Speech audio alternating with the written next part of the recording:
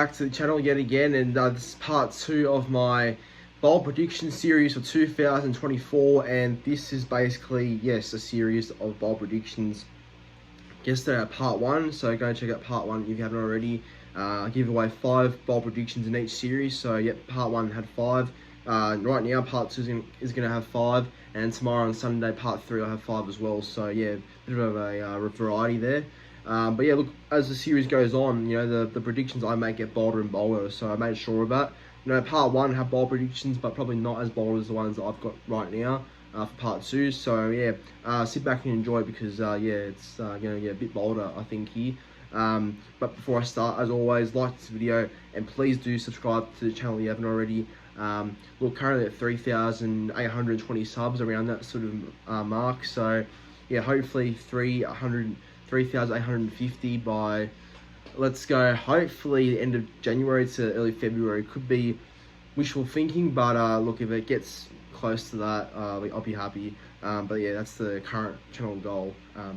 So yeah, hopefully you do sub if you haven't already, and yeah, comment your thoughts on my bowl predictions, and yeah, what's your make and take of them. So yeah, time to get into the bowl prediction number 1, so let's go.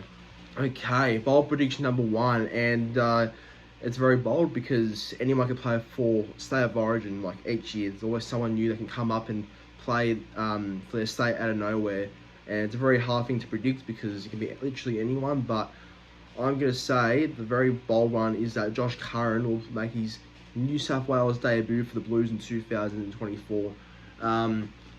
So this guy was very close to making his debut for the Blues last year as well, because he was great for the Warriors, obviously, and there was talk he may have been there in the Blues team. Should have been there instead of Tevita Pangai Jr., if I'm being honest. But yeah, look, Josh Curran, I think, you know, going to the Bulldogs, obviously a side that's, you know, could either make the finals or just have a terrible season and finish bottom 4 as always, or most recently, I should say. But yeah, look, I think Josh Curran is a quality player. I think all around he'll help that Bulldogs pack, and he will be a good asset to their team.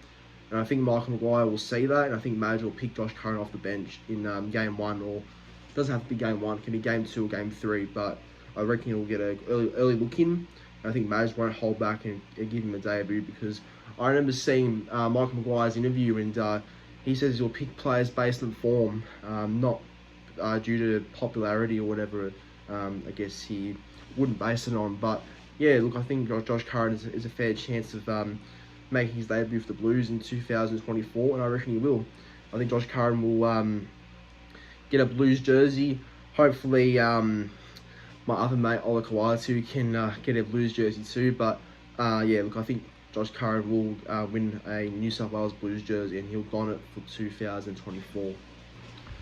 On to bowl prediction number 2 now, and bowl prediction number 2 is that I feel like under Dez's guidance, and I feel like with his presence around some of the players that I think he could have an influence on, I reckon he'll be that good for Sam Verrills. So I reckon Sam Verrills will win the Dally M Hooker of the Year in 2024. So yeah, I just reckon that Dez will get the best out of him. You know, obviously him and Manly are a different story, but looking at what he's done for guys in the past, such as Lachlan Croker, you know, he's converted him into a half to a hooker and made him, you know, pretty much a mainstay as a hooker for a long time going forward.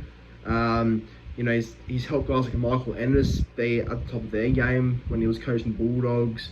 You know, he was good for guys as well, like, I mean, Michael Monaghan's a great example. You know, Michael Monaghan was a former half himself and got converted into that hooker role back in the early 2000s for Manly. So, and yeah, I've got to say, he's current Titans assistant coach too, like he was at Manly. So, yeah, Des and Monaghan are still close, it seems like. But yeah, look, I reckon Sam Verrills will be for a big year under Des. And yeah, you know, I think Des has always been, I guess, good with a few players, and I reckon for Sam Verrills, will make him have one of his best seasons yet. You know, obviously in 2019, he's well, yeah, he's pretty much his main rookie season. He obviously had a great year back then. And look, Sam Verrills is normally a good player, just has had some injuries recently. But I reckon Des for Verrills will be one of the best things for his career going forward, and I think that will lead Sam Verrills to be the Dally M hooker of the year. So yeah, I'm predicting big things from Sam Verrills in 2024.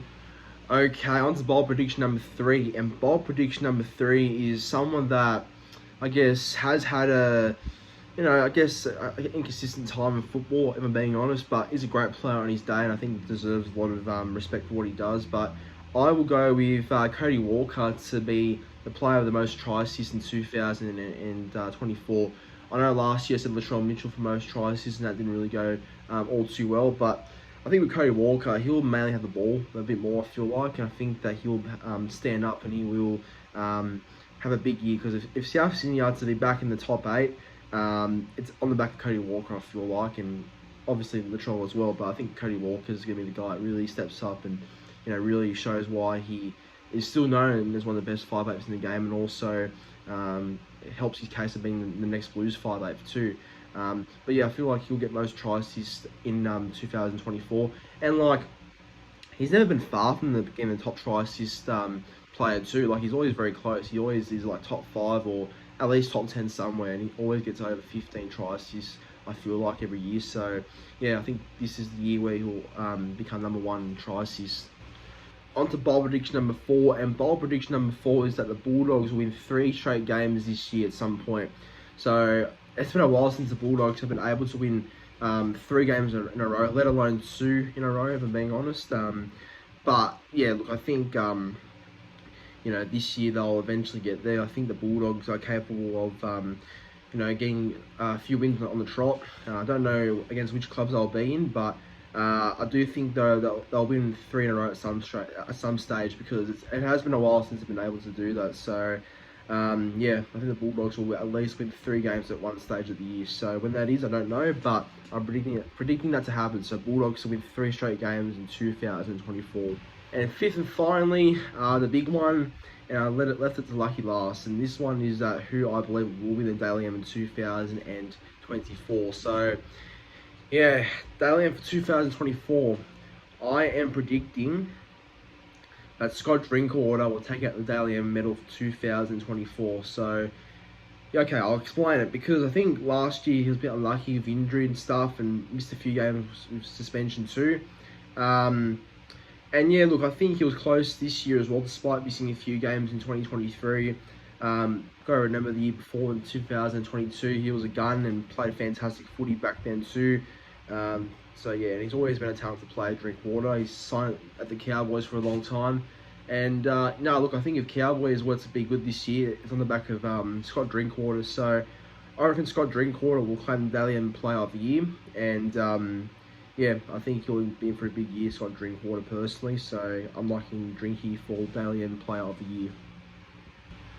But that there wraps up part 2 of my bold prediction series of 2024. So yeah, the predictions obviously went up a notch and got a bit bolder than part 1. So yeah, I hope you all enjoyed it. Please be sure to like this video, subscribe to the YouTube channel if you haven't already, and please be sure to comment your thoughts on the part 2 of the bold predictions in the comments down below. So yeah, yeah, again, thank you for watching. Have a great weekend, great afternoon, and stay tuned for part 3, because I don't think you've seen anything yet until tomorrow. So part 3, the big one. But until then, thank you for watching, and have a good afternoon.